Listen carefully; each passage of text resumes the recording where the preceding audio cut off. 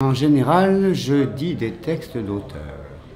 Alors ça peut aller de Artaud à Sandrars, à Céline, Nietzsche, enfin, etc. Et cette fois-ci, j'ai décidé de dire un texte d'auteur vivant.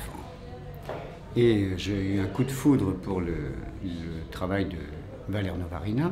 Moi, je l'ai découvert tard, j'ai découvert en 94. Et j'ai eu ce coup de foudre qui m'a appelé.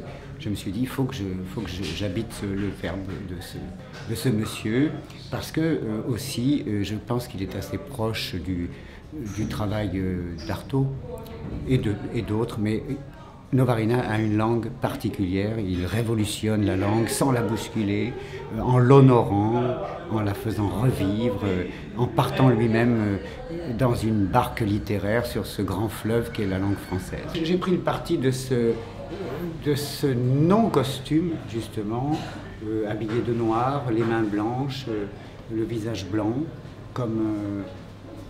c'est pas un clown, c'est une face de la lune.